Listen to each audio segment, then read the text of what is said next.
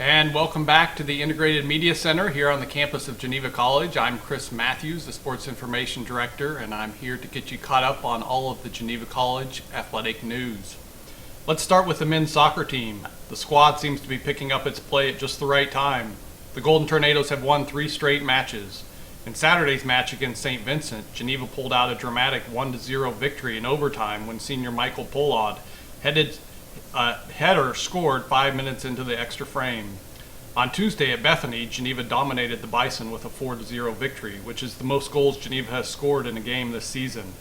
Junior Chase Baxa found the net twice, while junior Zach O'Connor and freshman C. Van Than each scored once.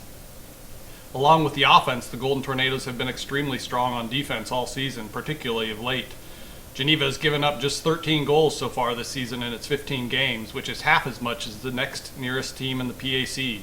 In fact, the Golden Tornadoes have not given up a goal in their last 347 minutes of play.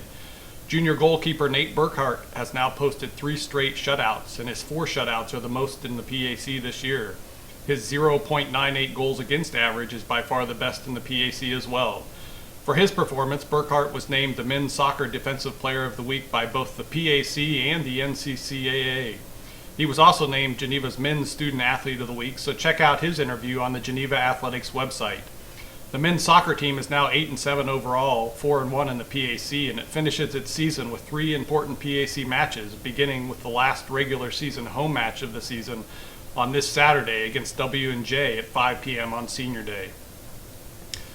The women's volleyball team has also played very well of late, having won its last 4 matches. On Saturday, the Golden Tornadoes avenged an earlier home loss to Bethany when they went on the road and blew out the Bison by a score of 25-19, 25-9, and 25-14.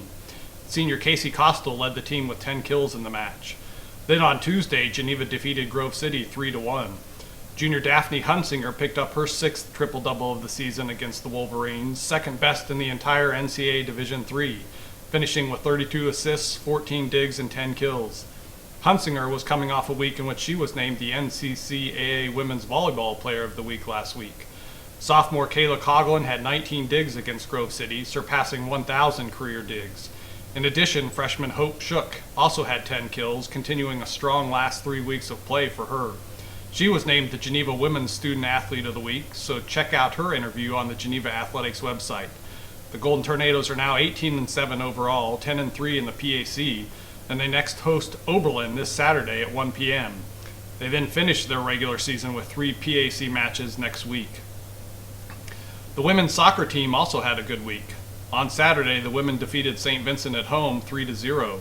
The Golden Tornadoes scored all 3 of their goals in the first 25 minutes of the game as Geneva took control of the match early. Junior Aaron Hauser and freshman Taylor Green and Lydia Bear each scored in the match. Geneva then followed that up with another 3-0 win at Bethany on Wednesday. Senior Erica Sumner, freshman Catherine Estep, and Hauser each scored the goals against the Bison. Senior goalkeeper Danny Lincoln earned shutouts in both matches, giving her a PAC best 6 shutouts on the season.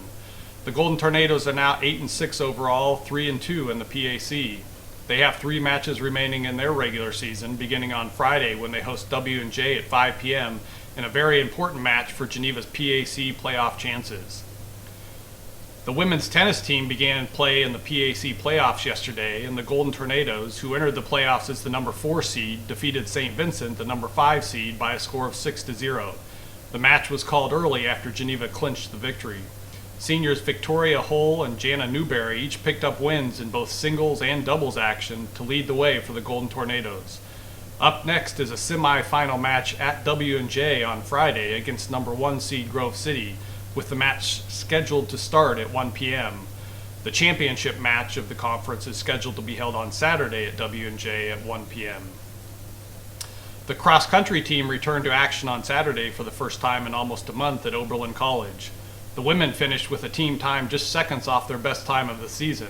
Geneva was led by sophomore Ellie McGillivray, who finished with a season-best time of 22 minutes and 49 seconds in the 6K race. Freshman Mariah Davis ran her best time of the year as well, finishing second for the Golden Tornadoes with a time of 23 minutes and 27 seconds.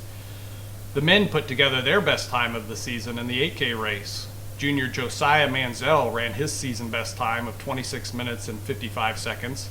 Freshman Josiah Helmer finished second for the Golden Tornadoes with a time of 27 minutes and 31 seconds, also his best time of the season. Both teams have a week off before competing in the PAC Championships at Westminster College on Saturday, November 2nd, beginning at 11 a.m.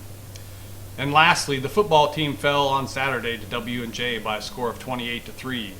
It was Geneva's last home game of the season, so the Golden Tornadoes celebrated their 18 seniors prior to the game, who would be playing their last home football game. Geneva trailed just 7-3 at halftime, but 3 third-quarter touchdowns by the Presidents proved too much to overcome. The Golden Tornadoes were led by freshman running back Isaac Gibbs, who finished with 111 yards of rushing. Sophomore linebacker Dakota Allen led the defense with 12 tackles, including 1.5 tackles for loss, along with 2 forced fumbles. Geneva is now 3-4 on the season, 3-3 in the PAC. The Golden Tornadoes head Saturday to take on Case Western at 2 p.m., who is currently undefeated and in first place in the conference. That will do it for this edition of the Geneva College Athletic Weekly Update. Tune in next week to see how the Golden Tornadoes have done. Until then, storm on.